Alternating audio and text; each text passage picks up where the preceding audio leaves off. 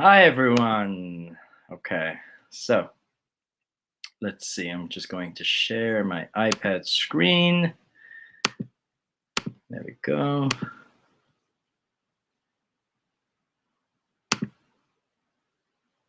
All right, perfect.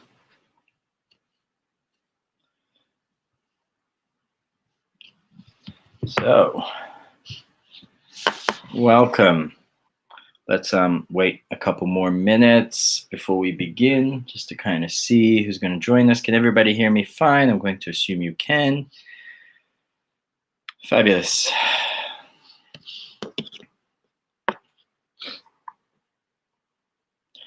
So yeah, when you join us, please leave a message. Say hi, introduce yourself, subscribe. Take this time to subscribe. Check out the membership area. Become a member. Do whatever you have to. And then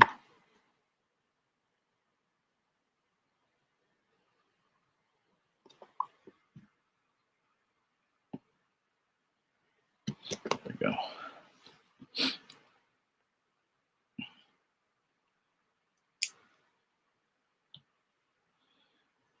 All right, let me see what's going on here.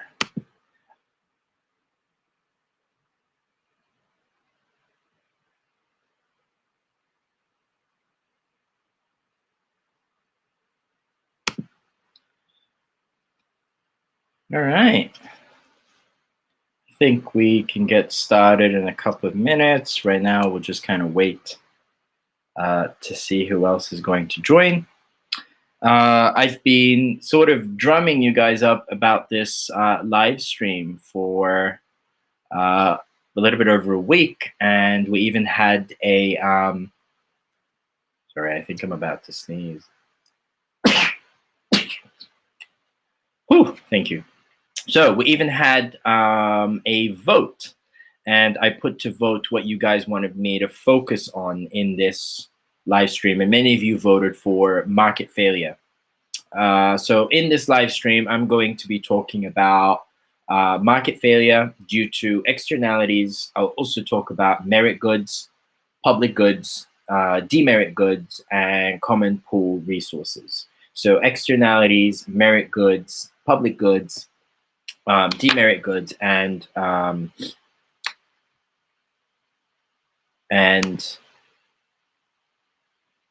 no, I think it's better to just leave it as it was. There we go.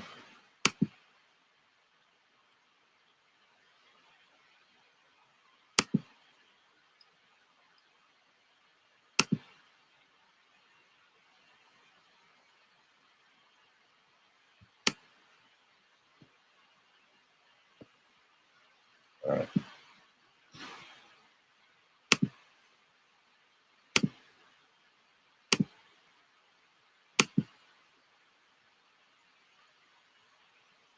All right. Hi, Petrutext. Welcome. I'm so glad you joined us. So today, as the majority have voted, is review of market failure. So as I said, I'm going to review market failure, merit goods, demerit goods, public goods, and common pool resources. I've collected all the major diagrams, and I'm going to use these diagrams to teach these concepts or review these concepts. But I'm also going to show a little bit of a comparison between the four types of goods.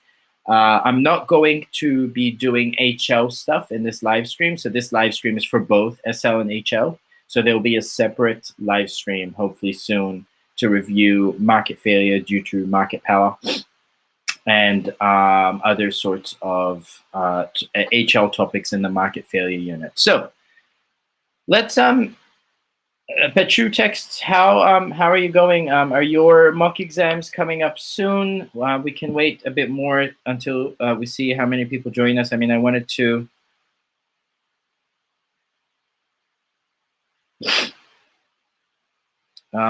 Yeah, are your mock exams coming up soon? I remember you told me, but I may have forgotten.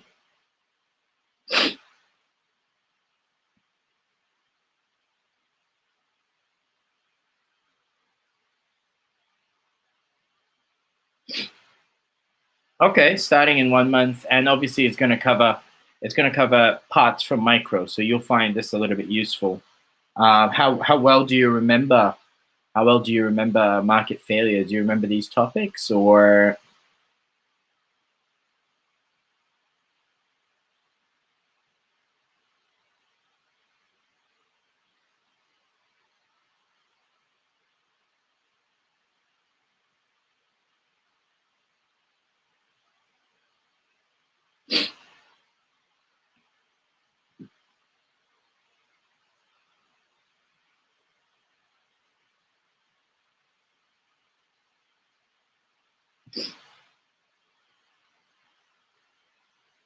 Okay.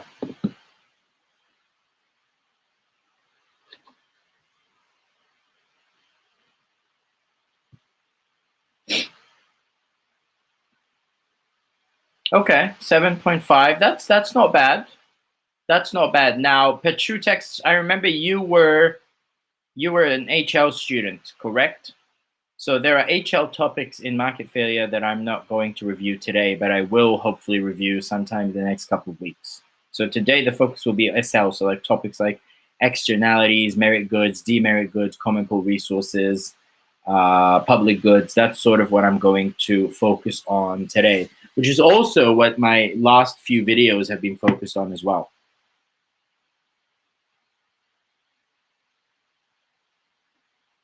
All right, Petrutex. So it looks like it's just you and me for a little bit. So, oh, you are an SL student. Perfect. Now I remember. Perfect. Well, Petrutex, this will be perfect for you because everything in this live stream is SL and HL. So it's not HL only content.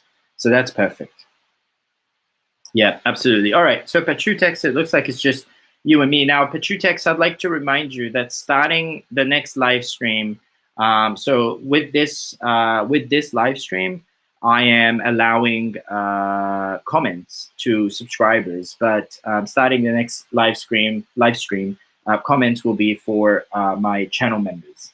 Okay, and this is to kind of limit how much comments and how many disruptions we kind of have during the live stream, so I can focus on teaching the content. Okay, all right. So to understand market failure, you have to first understand what allocative efficiency means. Allocative efficiency is the opposite of market failure. There is no word called market success. Okay, we don't have a key term called market success, but the idea of a market to have succeeded is a market that has achieved allocative efficiency. A market will achieve allocative efficiency. Hi, Fiona. Welcome. I was just about to get started with market failure, so it's good for you to join us. So a market will have achieved allocative efficiency if at the equilibrium where demand and supply intersect, MPC is equal to MSC on the supply side, and MPB is equal to MSB on the demand side. Okay, this is a market that has succeeded. We don't have the term market success in economics, but a market has not failed or has succeeded when it achieves allocative efficiency. This will only happen when there are no externalities. Okay, so if there are no externalities, demand will be equal to the MPB as well as the MSB. Supply will be equal to the MPC as well as the MSC. All right, pay attention now. MPC is the cost to the producer of producing one additional unit of this product. MSC is the cost to society of producing one additional unit of this product. MPB is the benefit to the consumer, marginal private benefit, of consuming one additional unit. MSB is the benefit to the rest of society of having one additional unit consumed. If all three are equal, the market has achieved allocative efficiency, and the equilibrium is the same as Q opt and P opt. The equilibrium is the optimum quantity at the optimum price. This market has succeeded. There is no market failure. However, in reality, most markets, there are externalities, right? So allocative efficiency is achieved when there are no externalities and MSB is equal to MSC. All right, let's continue. So let's start with negative production externalities, negative externalities of production. This is basically when the production of the goods, the producer doesn't take into account the cost they are imposing on the rest of society. So let's think, yes, per true texts, all markets have some amount of externality. Allocative efficiency is an abstract concept. Most markets fail and there are externalities. That's actually a good question, yes. Okay, so let's talk about negative externalities of production. We're talking about things like pollution. Pollution is a negative production externality, and I'm talking about all types of pollution: air pollution, water pollution, light pollution, sound pollution, land pollution. All of these kinds of pollution are negative production externalities. Also, another type of negative production externality is the unsustainable overuse and depletion of common pool resources. That's an example of a negative production externality. Okay, so what happens is the producer's decision to produce is based on their marginal private cost. So the supply curve is based on the marginal private cost, and the demand curve, there is no externality on the demand side. So the market equilibrium here is QM PM. Okay, but where's the problem? Well, the problem is because the MSC is higher than the MPC, there's an external cost. That external cost could be, again, pollution or the overuse of a common pool resource. Because there's an external cost, the producer is not taking into account in their production decision the cost they are imposing on the rest of society. So the MSC is actually higher than the MPC. So demand and supply are intersecting here, what I shaded in yellow. But the problem is, ideally, the supply should be here. There should be less supply. Okay? So the optimum quantity is less than the market quantity, and the optimum price is higher than, so the price is too low in the market, and there is too much being produced. Here, there is an over allocation of resources because the market quantity, the equilibrium quantity, is higher than the optimum quantity. And that over allocation manifests as overproduction. Because the producer is not paying the full cost of their production decision, they are overproducing and they are imposing an external cost on society. So how can the government correct this market failure? Okay, so remember here, the market failure is because the producer is not paying the full true cost of their production decision, and they're imposing an external cost on the rest of society.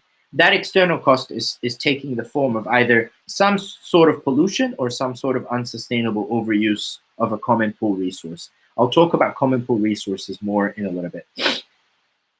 Okay, so how can the government intervene? Well, first, we need to see the welfare loss. So the welfare loss is always the triangle that points towards the point of allocative efficiency. So here, the welfare loss is this triangle here. I'm going to shade that in green. This triangle here is the welfare loss. It has to always point towards the allocatively efficient point. So as you can see here, there's the welfare loss. Okay, HL students will be required to measure that welfare loss, but since you're both, I know Pachutex and Fiona are both SL, so you don't need to, okay? But this is the welfare loss. Remember, when there's a negative externality, the welfare loss will point to the left. When there's a positive externality, the welfare loss will point to the right, okay? Here, because there's a negative externality of production, the welfare loss is pointing to the y-axis, to the left. Okay, so how can the government intervene? Well, number one, the government can either put an indirect tax, also known as a Pigouvian tax, on either the output being produced or the pollutants, like say carbon emissions. So the government can either tax the output, the final product itself, to discourage overproduction, or the government can tax the pollutant, like using a carbon tax or a tax on carbon emissions. Okay? What that does is hopefully it will shift the MPC curve to the left, shift the MPC curve upwards to the left, make the MPC plus tax equal to the MSC, and basically eliminate this external cost. Okay? If the tax is equal to the external cost, this eliminates the externality and pushes the market equilibrium closer to Q opt. Okay, so what it does is it closes the gap between QM and Q opt and the gap between MPC and MSC. Then the tax will basically lead to a price the price that the consumer pays is P opt, but the price that the producer receives, so price producer receives, is PP. So that distance here is the amount of the tax. Okay? A tax will force consumers to pay a higher price than they used to, and producers to receive a lower price. And that's how a tax will discourage consumption and discourage overproduction. And this rectangle here is the government tax revenue, because you multiply the tax per unit by Q opt, and this gives you the government tax revenue. So that's one way, either set an indirect tax on output or an indirect tax on pollutants. In the case of the overuse or overconsumption of common pool resources, the government can issue tradable permits. So basically, a permit that allows a certain amount of pollution.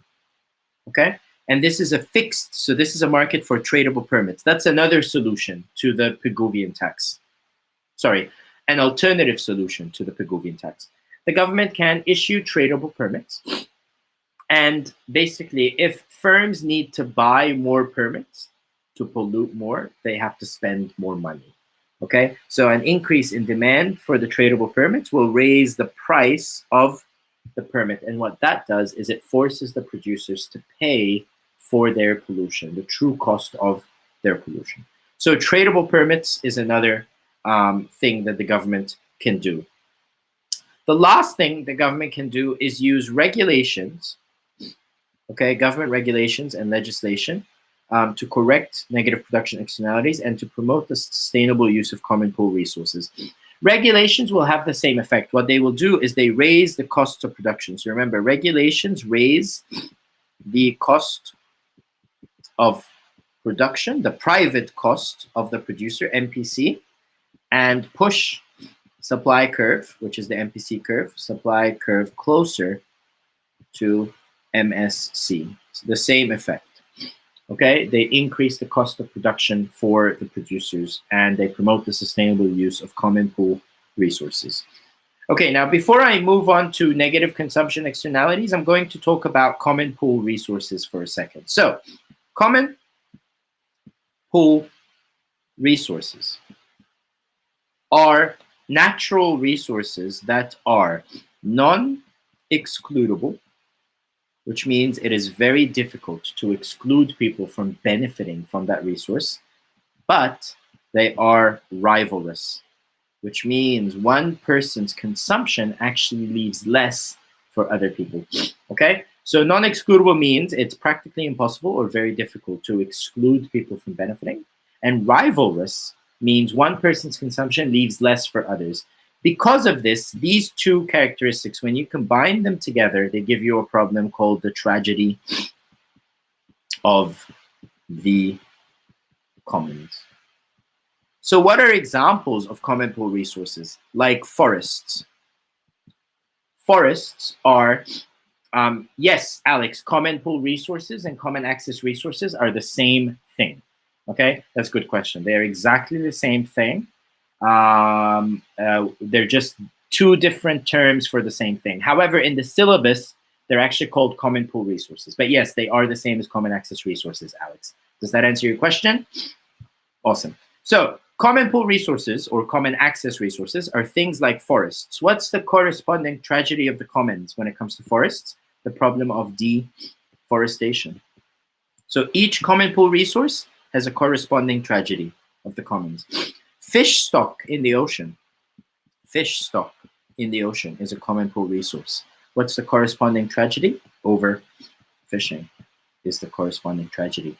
The atmosphere is a common pool resource. What's the corresponding tragedy? Air pollution and carbon emissions, basically, is the corresponding tragedy, because no one owns the atmosphere, no one takes care of it, right? So you need to understand what the common pool resource is and what the corresponding tragedy to that common pool resource is. So we just did common pool resources. They are non-excludable but rivalrous natural resources, and thus they are prone to the tragedy of the commons.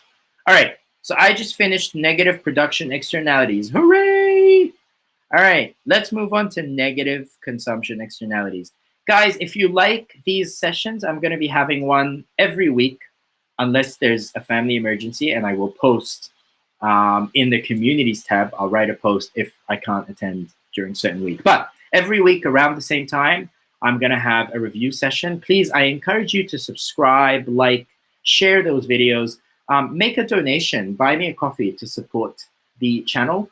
I have a full-time job. I don't really, YouTube isn't my source of income, but it's nice for people to, use the super chat, make a donation, buy me a coffee, or even become a channel member. The link to join as a channel member is in the description. So when this video is published, the video description, the link to join. You can follow me on Instagram. Again, my Instagram handle is in the description below. Follow me on TikTok. Obviously, I'm on TikTok just like everybody else, because if it's not on TikTok, it hasn't happened, right? These are all ways you can support the channel. I would encourage you to find ways to support the channel for me to keep doing this every week.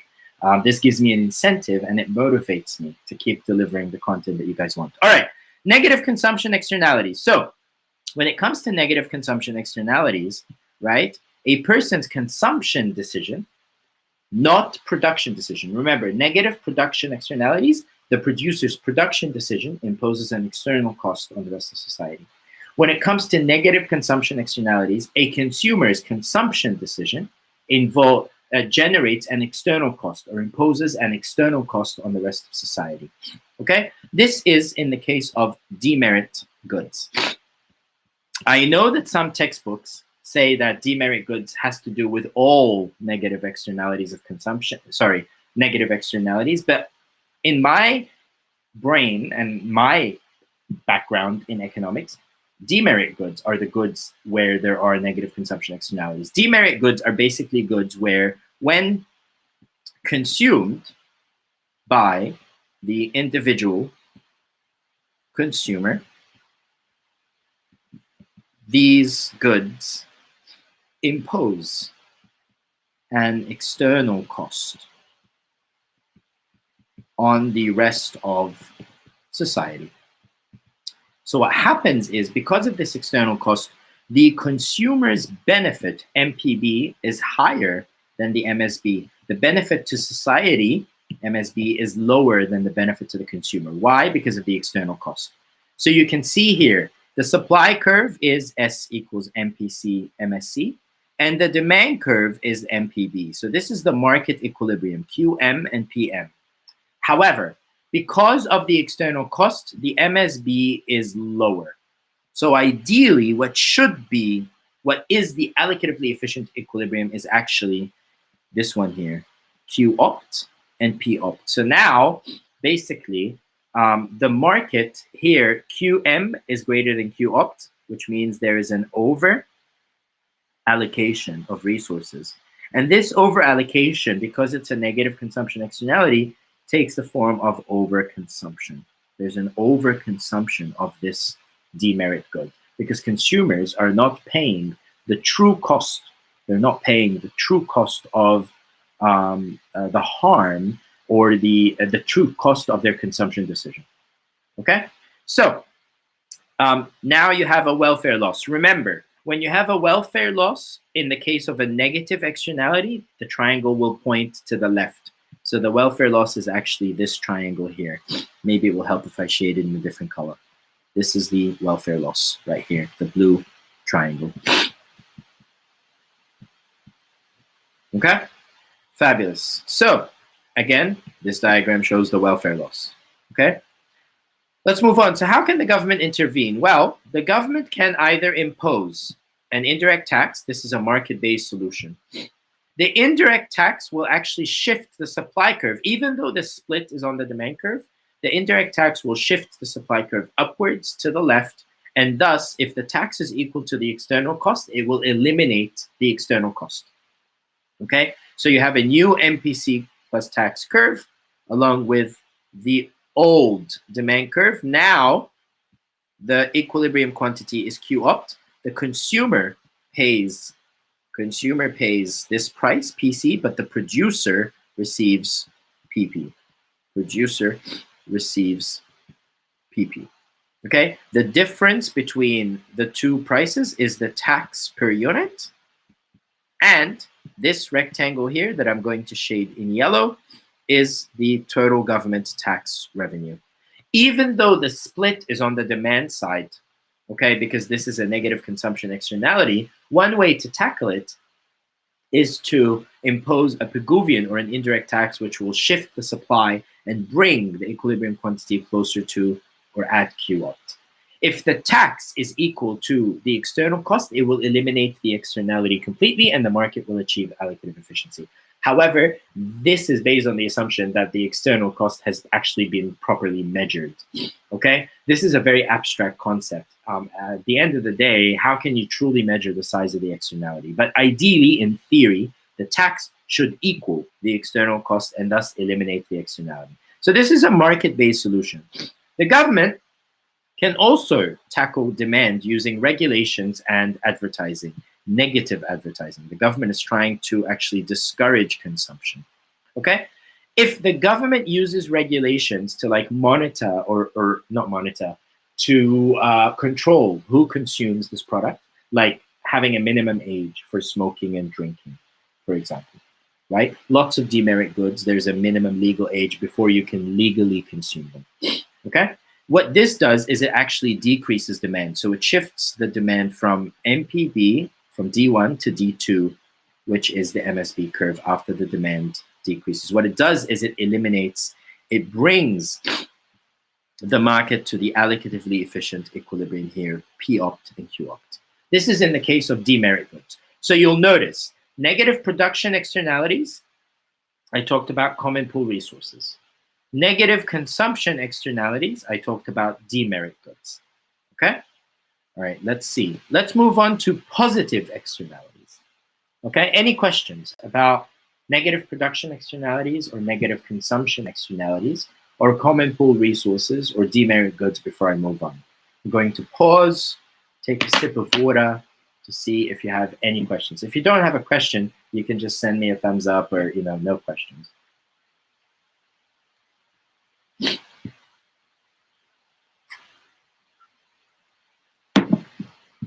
All right.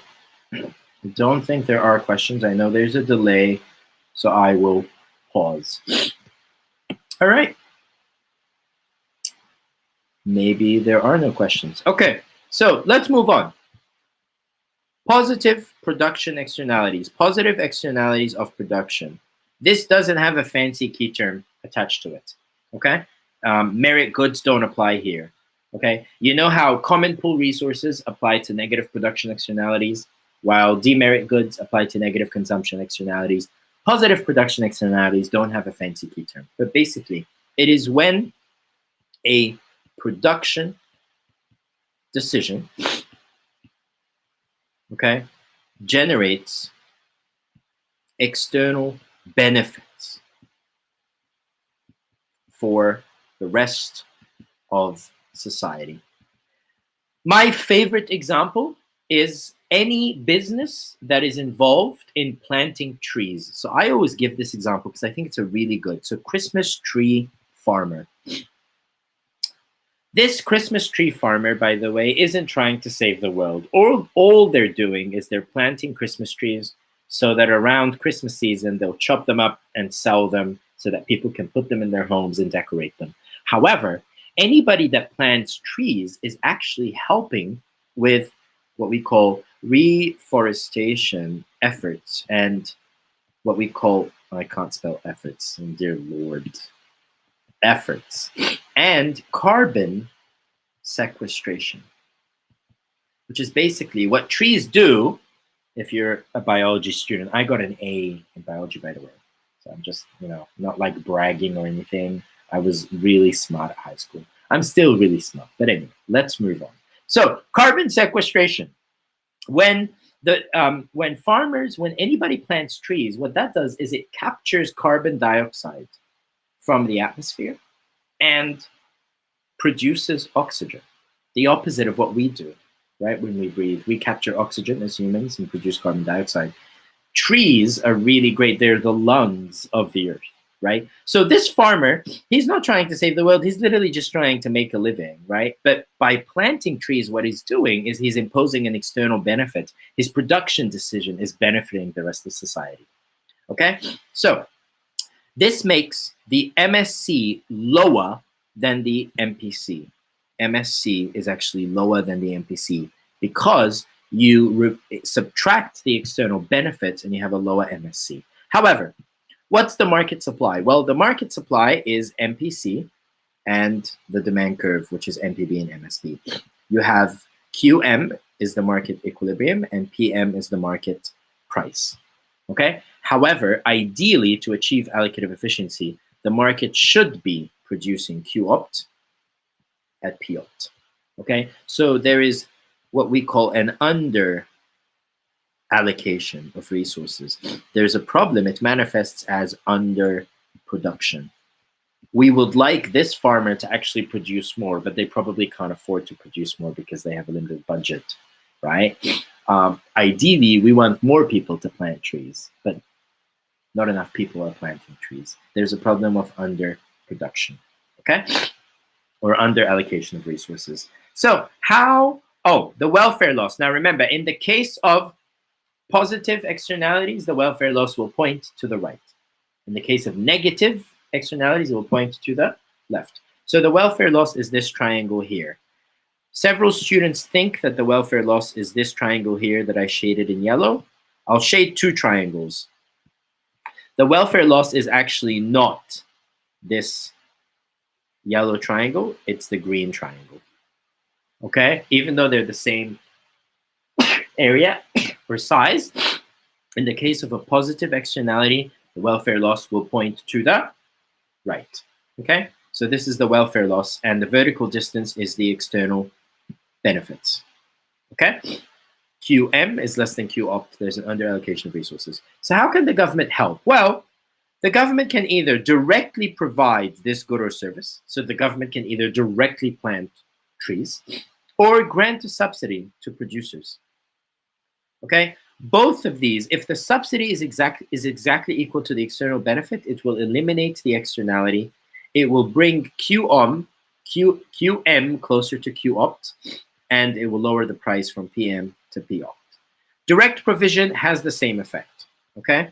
It will increase the quantity from QM to Q-opt and lower the price from PM to P-opt. These two diagrams are the same. The only difference is that here, what shifts the supply curve is actually giving producers grants to produce more. But here, what shifts the supply curve down or to the right is the government actually coming in and stepping in as a producer. So direct provision and granting a subsidy work in this case, okay? All right, let's move on to the positive consumption externality, which is in the case of the opposite of demerit goods, merit goods. Merit goods are goods and services that basically generate positive externalities, or another way for positive externalities is external benefits when consumed. When consumed. Okay? What are examples of merit goods? Vaccines, education, healthcare, okay, exercise. All of these things are merit goods, okay? Now, in this case, the split is not on the supply side. The supply curve is MPC equals MSC, but the demand curve is the MPB. So the market equilibrium is QM and PM. However, because there's an external benefit, the MSB is actually greater. MSB is actually greater than the MPB when you include the external benefits. So Q opt is actually greater than QM, and P opt is actually higher. The market has not achieved allocative efficiency because of the existence of this externality. There's an external benefit that comes when this product, this good or service is consumed. Okay? And the vertical distance between MSB and MPB is the size of the external benefit. Okay? This is in the case of merit goods. You will remember I reviewed common pool resources and demerit goods when I talked about negative externalities of either production or consumption. Now I'm going to talk about merit goods, and I'm also going to talk about public goods in a little bit. Okay? So because QM, what the market is actually providing, is less than Q opt, there's a problem of under allocation, and it takes the form of under consumption. And the vertical distance between the two demand curves is between MSB and MPB is the external benefit. Okay? The welfare loss is this triangle here that points to the right. So if I want to shade it here, it's this triangle here. Not this triangle here. Many students think it's this triangle. No, it's not this triangle. It's a triangle that points to the right. Okay? There you go. So this is the welfare loss. So how can the government intervene? Okay? The government can use three things. It can use legislation or advertising to increase demand. This will shift the demand curve from D1 to D2. The government can use direct provision to increase supply instead. Okay? Direct provision will shift the supply curve from S to S plus government provision and bring the equilibrium price lower and the equilibrium quantity higher from QM to Q opt. Or the government can grant a subsidy, which is the exact same diagram, by the way, but the subsidy will be equal to the external benefit. That will also increase the supply and shift it from S equals MPC to MPC minus subsidy. Okay? So legislation or advertising will basically increase demand, while direct government provision will increase supply, as well as granting a subsidy will increase supply. Granting a subsidy will increase supply because it lowers the cost of production for producers. And so what it does is it encourages production and also encourages consumption. Why? Because the price the consumer pays, PC, is higher, while the producer, by the way, the producer will receive a higher price here, P. So PC is lower, consumers pay a lower price. PP is higher, producers receive a higher price. And this rectangle here is the cost of the subsidy to the government. Okay? So these are the three different ways and the three diagrams with correcting positive consumption externalities. And I think I have finished common pool resources, demerit goods, and merit goods. I just wanted to talk about public goods. Okay? Now, public goods, the good news is no diagram. Yay! I know you all love when there is no diagram. But public goods are goods that are non-excludable plus non-rivalrous. They have to have both characteristics to be considered a public good. Okay? Non-excludability plus non-rivalrousness. Non-rivalrous will give us something called the free rider problem.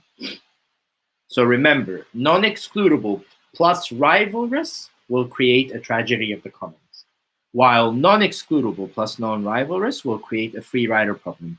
Because it's difficult to exclude people from benefiting, and one person's consumption doesn't actually reduce the amount available for others, people will try to free ride. They will try to benefit from this good or service without paying. There's a free rider problem. Therefore, the market will not provide. This will not provide this public good. Okay, so the problem here is not an under allocation, it's a complete lack of provision. The free rider problem manifests as a complete lack of provision. Therefore, government has to directly provide through direct provision, or contract the provision out to the private sector. But the point is, because of the free rider problem, the free market will not provide. So either the government has to directly provide or contract out to the private sector. Okay? What are examples of public goods? First of all, public schools and public hospitals are not public goods because public schools are excludable and rivalrous. Public schools are merit goods that are provided by the public sector. Why? Because they have positive consumption externalities. That doesn't make them public goods. Not everything that has the word public before it is a public good. Public schools, public hospitals are actually better examples of public goods. Sorry, merit goods. Oh my God, okay. Public schools, public hospitals are better examples of merit goods. The best examples of public goods are street lighting, lighthouses, national defense. These are really the best examples. Okay? So today, what did I review? I reviewed negative production externalities like pollution and the overuse of common pool resources, and I explained what common pool resources were. I reviewed negative consumption externalities, and I linked it to the concept of demerit goods. And I reviewed how the government can intervene in the case of both types of market failure. I also reviewed positive production externalities and positive consumption externalities, which are associated. Positive consumption externalities are associated with merit goods and public goods. Public goods have positive consumption externalities. There's just no diagram because the market doesn't provide them. Okay? So I explained the difference between common pool resources, demerit goods, merit goods, and public goods. Okay? Are there any questions? I am done with my presentation, and I am happy to have a little bit of Q&A if you have any questions. Please consider becoming a member. Make sure you subscribe to the channel. If you want to make a donation to, support my work and sort of motivate me, again, you can buy me a coffee. The links, all the links, please check out the links in the description. It talks about all the reasons you should become a member. It also has all the links to becoming a member, buying me a coffee to support the channel. It's sort of like Patreon, by the way. Buy me a coffee is like Patreon. When you buy me a coffee, you're making a donation to support the channel. Use Super Chat. If you want to buy the textbook that I'm using here, the link is also in the video description below. And of course, follow me on Instagram and TikTok. Both of my handles on my, you can search using IB Econ Guru on Instagram and TikTok. Are there any questions before I leave? I'm going to pause and wait for like 30 seconds to a minute because I know there are some delays.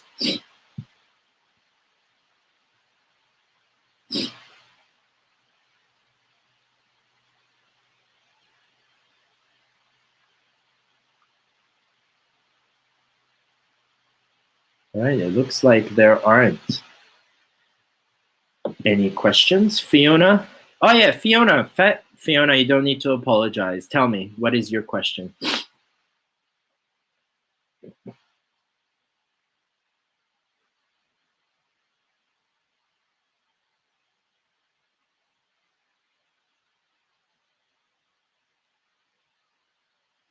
Awkward silence. That's the one thing about live streams. It's kind of like the time delays, but it's okay.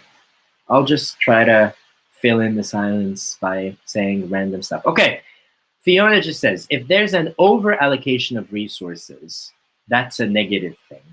But how can you explain that further? Like why? Okay, so the problem is you're looking at it. So the negative thing is that there's an external cost that's not being fully paid for by the producer or the consumer.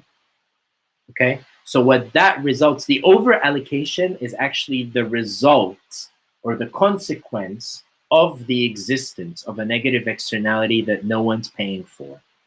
So what you need to do is you need to force either the producer or the consumer to pay for that negative externality, which would get rid of the overallocation. Because resources are scarce, Fiona. Economics is about the study of scarce resources. Can we really afford to overallocate resources to things that are harming us and the environment? It's kind of the idea, right? If there's an overallocation, you should get rid of the overallocation so that you reach allocative efficiency. If there's an underallocation, you should encourage more allocation of resources so that you have allocative efficiency. That's kind of the idea. Okay? Does that answer your question, or do you want me to try and explain it in another way?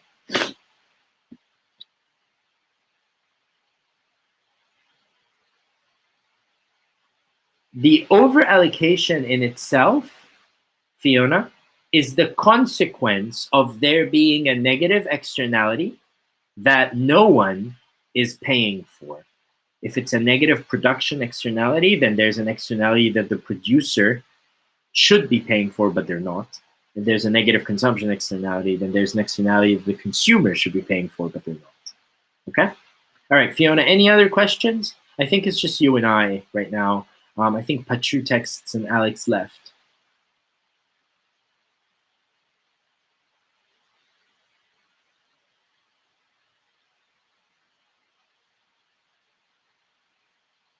Fabulous. All right, I don't think there are more questions. All right, remember guys, lots of ways to support the channel and show your support. Read the description below. Every Saturday at this time, you will be able to review a certain topic. I'm going to post now or today, sometime today, in the communities tab to vote. So Fiona, make sure you check the communities tab so you can vote for what we should review next lesson. I'll make 2 suggestions and I'll take people's vote. And obviously, Fiona, if you have any other suggestions, you can also make them either as a comment. Do you have a suggestion for next week? Is there a particular topic you'd like me to review, or do you just want to wait to see what I post and then vote?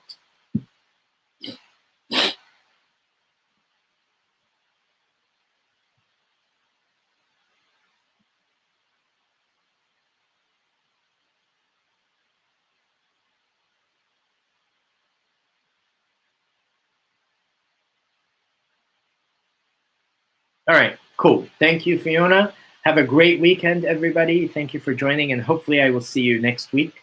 Have a great rest of your weekend. Bye.